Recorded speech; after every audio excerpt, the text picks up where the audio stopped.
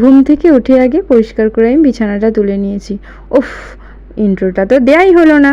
Hi friends, আর একটা নতুন ব্লগে নতুনভাবে আপনাদের কাছে চলে এলাম। পায়েল অ্যান্ড অগ্নি লাইফে আপনাদের সবাইকে স্বাগত। আপনারা কেমন আছেন? আশা করি নিশ্চয়ই ভালো আছেন। তো আমিও ভালো আছি। ব্লগটা এখান থেকেই স্টার্ট করছি। তো আজকে বাবানের ছুটি আছে, বাবানের বাবারও ছুটি আছে। তো ছুটির বার যেহেতু, কিন্তু ভোর ভোর তো ঘুম থেকে ওঠা অভ্যাস, তাই বাবানও আজকে তাড়াতাড়ি ঘুম ভেঙে গেছে। তো এখানে ঘুম থেকে উঠে ওর যা কাজ সেইগুলোই সে করছে, আর আমার এদিকে ঘর ফরগুলো সব কিছু মোছামুছি কমপ্লিট করছি। তারা নেই, তাও সকাল সকাল যদি কাজটা হয়ে যায় তো ভালোই লাগে, তাই না? তাও একটু বসতে পারবো, একটু আড্ডা দিতে পারবো বাড়ির লোকের সাথে। তো এখানে আমি ঘরটাও মুছে নিচ্ছি। ঘর মোছা হয়ে যাওয়ার পর আমি ওইদিকে বাদবাকি কাজগুলো কমপ্লিট করব। প্রত্যেক দিনই সকাল সকাল রান্না করে নিই। আজ ভাবছি একটু তাড়াতাড়ি রান্না করে নেব, একবার ভাবছি না একটু দেরি করেই রান্না করব।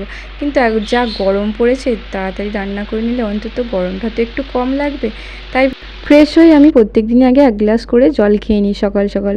তো আমি জলটা খেয়ে এদিকে বাসনগুলো গোছাতে চলে এলাম। জানেন, ছোটোবেলায় না ভীষণ মনে পড়ে সেই বেলায় ঘুম থেকে উঠতাম আর মাকে অর্ডার দিতাম কি রান্না করবে, কি খাবো না খাবো এইসব বিষয়। এখন আর সেসব কিছুই হয় না, যা করবো সব নিজেকেই করতে হবে। এই সব ভেবে না ভীষণ হাস্যকর লাগে যে ছোটোবেলায় কি করতাম না করতাম, ভীষণ মনে পড়ে। আর সেই দিনগুলো তো আর ফিরে আসবে না, তাই ভীষণ সেই আগেকারের কথাগুলো খুব মনে পড়ে যে কীভাবে কাটিয়েছিলাম।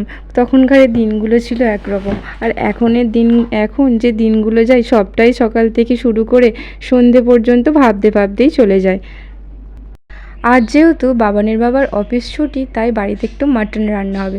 তো মাটনটাকে আমি আগেই ম্যারিনেট করে রেখে দিয়েছিলাম। দই, পেঁয়াজ, আদা, রসুন, সর্ষের তেল, হলুদ, লঙ্কা, জিরে, ধনে সব রকম মশলা দিয়ে ম্যারিনেট করে নিয়েছিলাম। এখানে অল্প পেঁয়াজও রেখে দিয়েছিলাম, সেটা তেলে ফ্রাই করে নিলাম শুকনো লঙ্কা, তেজপাতা, গোটা গরম মশলা দিয়ে লাল লাল করে ফ্রাই করে টমেটোটাও দিয়ে দিলাম, দিয়ে একটু কষিয়ে মাংসটা দিয়ে দেবো।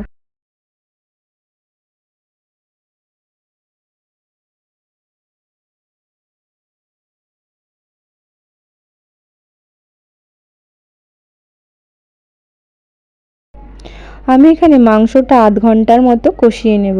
মাংসটা কষিয়ে নেওয়ার পর আমি প্রেসারে দিয়ে দেব। প্রেসার কুকারে দিয়ে আমি 7 থেকে 8টা সিটি দেব।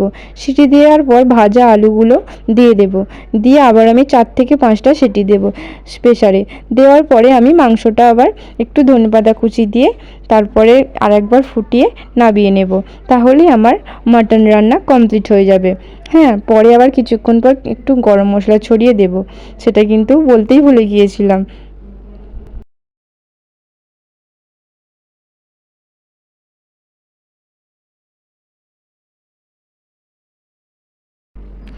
দেখুন মাটনটা কালারটা কিন্তু বেশ হয়েছে, তাই দেরি না করে ফ্রেশ হয়ে আগে খেতে বসে গেলাম।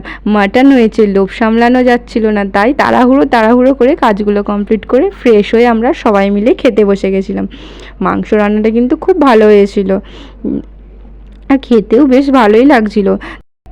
এখানে বাবানের পাপা, বাবান, আমি তিনজনে মিলে খেতে বসে গেছি।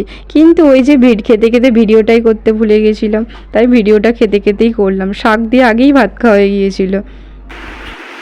আমাদের খাওয়া দাওয়া কমপ্লিট। বাবানও এখানে শুয়ে পড়েছে, বিছানা ভীষণ গরম, তো আমরা নিচেই শুয়েছি। আমি একটু শুয়ে পড়ি, এবার একটু সরে যায় এদিকে। বাবান, আজকে মাংসটা কিরকম রান্না হয়েছে? ভালো হয়েছে। ভালো রান্না হয়েছে, খালি একটুখানি ঝাল বেশি হয়েছে। এমনি তো টেস্টি হয়েছে না?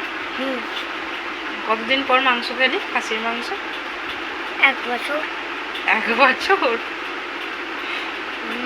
না, 5-6 মাস হবে হয়তো, এরকম হবে, তাই তো? এরকমই হবে, 1 বছর না, 5-6 মাস হবে। তো বাবার আর আমি এখানে শুয়ে পড়েছি। বিছানা তো ভীষণ গরম, আর এত গরম পড়েছে যে কি বলবো। ওই জন্য কয়েকদিন ধরে রাত্রেও আমরা নিচে শুচ্ছি, আর দুপুরে তো শুচ্ছিই নিচে। আর বাবানের তো এখন স্কুল বেলার দিকে ছিল, এখন তাড়াতাড়ি স্কুল থেকে চলে আসে 10:30 11টা নাগাদ, অসুবিধা হয় না। আর আজকে তো স্কুল ছুটি ছিল, কোনো অসুবিধা হবে না। তাই ওকে খাইয়ে দাইয়ে নিয়ে আমরা শুয়ে পড়েছি। বাবানের বাবা ওই ঘরে টিভি দেখছে। তো আমরা এখন একটু ঘুমাবো, তারপর পরে আবার আপনাদের সঙ্গে কথা হচ্ছে। টাটা। একটু রেস্ট নিয়ে চলে গিয়েছিলাম ছাদে রোদের তাপে ডিম ভাজা করতে। এখন প্রায় ফোন অন করলেই দেখতে পাচ্ছি রোদের টেম্পারেচারে ডিম ভাজা করতে, তাই আমারও ইচ্ছে করলো দেখি রোদের তাপে ডিম ভাজা করা যায় কি, তাই আমি ছাদে চলে গেলাম ডিম ভাজা করতে রোদের টেম্পারেচারে। তো আমি এখানে ছাদে চলে এসেছিলাম ডিম ভাজাটা করার জন্য। ননস্টিকের কড়াই নিয়ে এসেছিলাম। আমি ছাদে ননস্টিকের কড়াইটা 1 ঘন্টার মতো রেখে দেবো যাতে ওটা তাপ পায়। তারপর আমি 1 ঘন্টা পর ছাদে ফিরে আসবো। তো 1 ঘন্টা ওই ননস্টিকের কড়াটা ওখানে রেখে দিয়েছিলাম যাতে ওটা গরম হয়। তো আমি 1 ঘন্টা পর চলে এসেছি, একটু সর্ষের তেল নিয়ে চলে এসেছি, আর প্রচুর রোদের তাপ।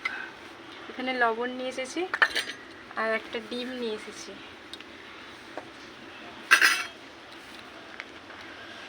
তো আমি এখানে প্রথমে তেল দিয়ে 5 মিনিট রেখে দেব।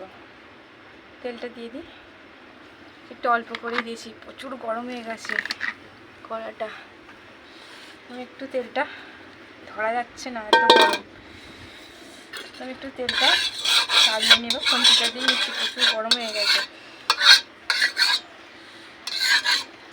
তো 5 মিনিট পর তেলটা গরম হোক, 5 মিনিট পর আমি ডিমটা ভাজবো। তো বন্ধুরা 5 মিনিট হয়ে গেছে, তেলটাও ভালোই গরম হয়ে গেছে। এবার দেখি ডিমটা ভাজা যায় কি, ঠিকঠাকভাবে ভাজা হয় কি।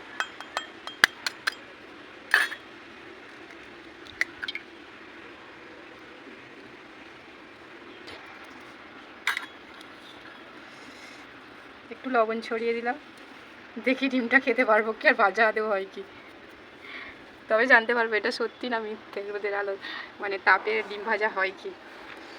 তো এটা থাক, কিছুক্ষণ পর ফিরে আসছি, দেখি ডিমটা কতক্ষণে ভাজা হয়। দেখুন বন্ধুরা 5 মিনিট হয়ে গেল দাঁড়িয়ে আছি, কিন্তু ডিম এরকম অবস্থাতে এখন আছে। এইগুলো সামান্য সাদা সাদা হয়েছে, কিন্তু ডিমটা এখনও ঠিকঠাকভাবে হয়নি। দেখা যাক আর কতক্ষণ লাগে। বন্ধুরা ডিমটা সাইডটা সাদা হয়ে গেছে আর ডিমটা ঠিক এই রকম হয়েছে। ডিমটা কিন্তু ভাজা হয়নি।